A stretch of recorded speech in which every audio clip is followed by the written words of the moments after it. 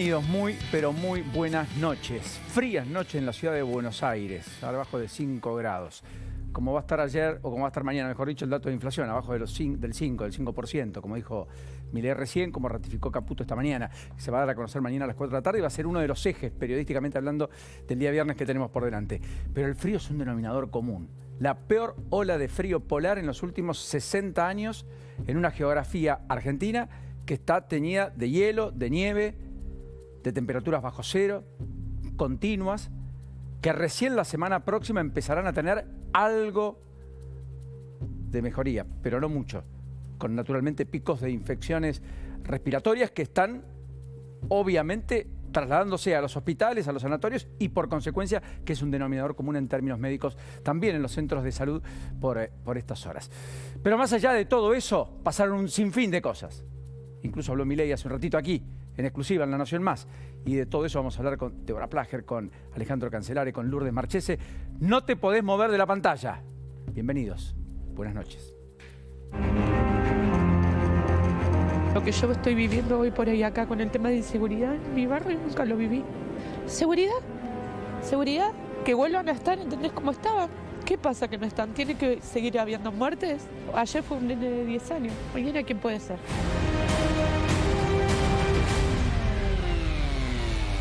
Conocemos a fondo la causa, sabemos cada detalle, estamos involucrados a fondo. Hay gente que está callando y que quiere la impunidad.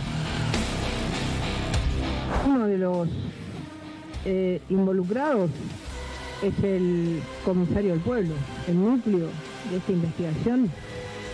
Están los que tenían poder.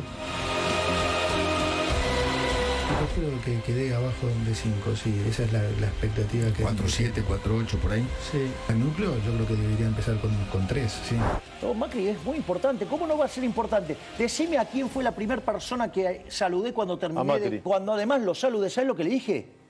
Muchas gracias, Presi. Muchas gracias por venir. Rompí el protocolo para ir a saludarlo a él. Macri es parte de la solución. Bueno, en un ratito nos vamos a meter lleno en el capítulo de la detención de un concejal en La Matanza. Lo va a contar Alejandro Cancelare con lujo de detalles. En un ratito vamos a hablar de qué es lo que finalmente está pidiendo Guillermo Moreno en medio de la causa por la cual la justicia va a determinar o va a resolver su situación procesal en las próximas horas en el juicio que se le lleva adelante por haber trastocado los indicadores del INDEC. En un ratito con Lourdes Marchese nos vamos a meter lleno en qué está pidiendo la coalición cívica ante el procurador Casal, que está viendo la coalición cívica en medio de lo que está pasando con el tema de corrupción. Y por supuesto con Débora vamos a desglosar todo lo que ha dicho Javier Milei y todo lo que se viene en la faz política en este relanzamiento del gobierno en medio de la gira de Milei, que otra vez emprende a los Estados Unidos a una reunión con inversores que tiene particularidades y de la cual en un ratito también vamos a hablar. Pero quiero meterme de lleno en 3 o 4 aspectos. El primero, hay una especie de descalce entre las expectativas del mercado, lo que los mercados dicen y lo que el gobierno afirma. Y yo creo que el símbolo es esta tabla, que puso un dólar ya en 1.500, el turista, que tiene otro dólar que empieza a mirar los 1.500, el blue, pero que tiene el resto de los dólares legales arriba de 1.400, lo que era un nivel muy alto hace 45 días cuando estos dólares estaban por debajo de 1.200 pesos. Es decir, en las últimas 6 semanas el dólar subió mucho más rápido que la inflación. Lo exactamente opuesto a lo que pasó en los primeros 100 días de este año. Y por lo cual la enorme mayoría de los argentinos hizo apuestas en pesos. Porque compraban con plazos fijos que daban una buena rentabilidad, con una inflación que de todas maneras era más alta que esa utilidad en pesos, más dólares de los que podían comprar cuando habían hecho el plazo fijo, porque el dólar tenía una tendencia incluso a la baja. Eso se rompió.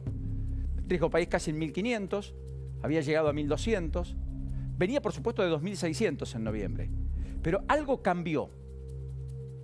Y yo creo que esa pulsión entre el mercado y el gobierno está marcando a fuego la dinámica y la inercia económica. De hecho, Caputo dice, estamos avanzando en un programa con el fondo. Y hoy el Fondo Monetario Internacional, cosa poco usual, el propio Fondo Monetario Internacional, a través de uno de sus voceros, dijo que no hay un cronograma para acordar un nuevo plan con la Argentina. Y respaldó a Valdés, el chileno, a quien Milei apuntó, Caputo también, y querían correr del fondo, que es el que está ocupándose del caso argentino. Y que aparentemente Milei sobre esto habló incluso con Cristalina Georgieva.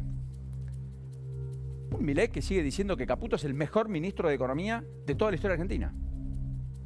Pero Juli Kozak dijo que es importante señalar que la directora tiene plena confianza en Rodrigo Valdés y todo su equipo de liderazgo senior. Y como se indicó anteriormente, nuestro involucramiento con las autoridades argentinas sigue siendo activo y constructivo. Pero no hay programa, por ahora. Porque con Feynman esta mañana, Luis Caputo dio a entender que había una perspectiva de alcanzar un acuerdo y que incluso podrían llegar fondos frescos. Con lo cual, digamos, acá hay un ruido por el fondo, por el mercado, por la macro, porque la recuperación no es todo lo vigorosa que el gobierno pensaba, por un montón y múltiples cuestiones que podemos abordar en profundidad si quieren más adelante. Pero definitivamente es un eje. Este descalce que es novedoso en la gestión Milei, que hasta acá tenía un viento de proa muy importante, y que no solo no se potenció tras la ley Bases, sino que algo pasó en el medio, que aparecieron nubarrones impensables. En un contexto además donde las commodities siguen perdiendo valor, pese a que el oro está en un valor récord, el dólar se sigue depreciando en el mundo, pero acá se aprecia. Dato muy curioso, digamos.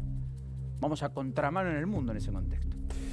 Bueno, el segundo tema es, que lo vamos a desglosar en un ratito con Kicillof. Vieron que hablamos acá con Cancelares sobre Kicillof. Hablamos acá y contamos que Kicillof iba a crear una empresa con el respaldo de los que habían entrado por la Libertad Avanza en la última elección, porque de 13 diputados, 9 habían roto con la Libertad Avanza. Y efectivamente anoche dijimos que eso había tenido media sanción en la Cámara de Diputados, fruto de ese acuerdo entre Unión por la Patria y los que venían de la Libertad Avanza, que es este bloque. Luego, en el Senado, la Libertad Avanza está partida en 3, pero hay un bloque de 3 que comanda Carlos Kikuchi, el que fue el armador a nivel nacional de la Libertad Avanza, que tiene en sus manos la llave para que Kicillof tenga o no tenga la ley. Y casualidad, hoy, pese a que la ruptura expuesta está desde hace ya largos 5 meses, fue Victoria Villarruel, la que por estas horas empieza una vez más a tener el rol de presidenta en ejercicio, a propósito de la visita a Estados Unidos de Milei, la que con un tuit apuntó a los diputados de la Libertad Avanza. Los cuestionó muy duros, les pidió casi que entreguen la banca. Devuelvan las bancas, así dice, sobre el final, o sea, más que les pidió casi es una súplica. Después se montó Lilian Lemoyne sobre esta definición de Villarruel, también pidiendo por lo mismo. O sea que acá también hay un mea culpa, supongo, de cómo se construyó la coalición electoral y quiénes fueron sus propios candidatos, que aspiran a no repetir el próximo año. Por eso Karina Milei está abocada muy particularmente a toda la construcción de la fuerza de la Libertad Avanza, las afiliaciones y la territorialidad que eventualmente significará mucho más al gobierno que lo que obtuvo hasta acá. Así que yo creo que ese es otro capítulo que no vamos a poder dejar atrás, porque también esto está sobrevolando sobre la discusión pública en términos de la gestión del gobierno. El mercado le está diciendo, bueno, cuidado que hay que gestionar la cosa pública para que las cosas sucedan, y además en términos políticos hay que hacerlo sostenible, y para eso se requiere muñeca política. Bueno, estas cosas son las que generan esas dudas. Y lo último es lo que pasó en Rosario. ¿Y por qué lo último en Rosario?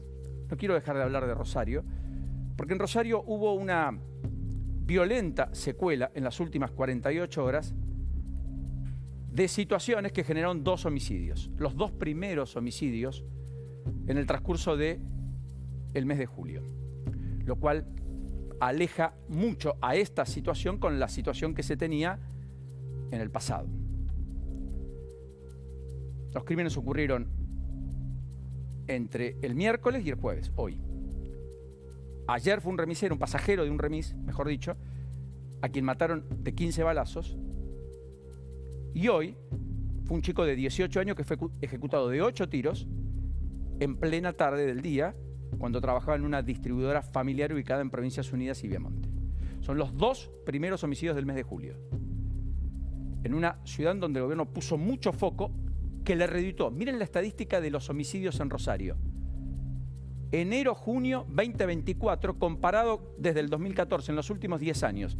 Estamos en el nivel de homicidios 103, ya no solo en Rosario, sino en la provincia entera de Santa Fe, por lejos más bajo de la serie histórica de los últimos 10 años. Estamos en menos de la mitad de los homicidios del año pasado, cayeron 52%. Primer semestre contra primer semestre.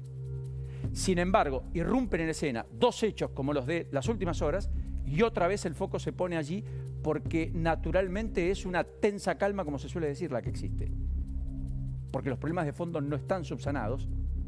En medio de requisas en los pabellones, en el servicio penitenciario, de una presencia policial más activa, de efectos cerrojos por parte de las fuerzas federales que intentan poner un traje a raya a una violencia que estaba desbordada, desbocada y que por suerte, insisto, tiene estadísticas mucho mejor, pero frente al rostro de las muertes de las últimas horas, a veces parecen nimias, pero vale la pena no perder de vista en términos de película.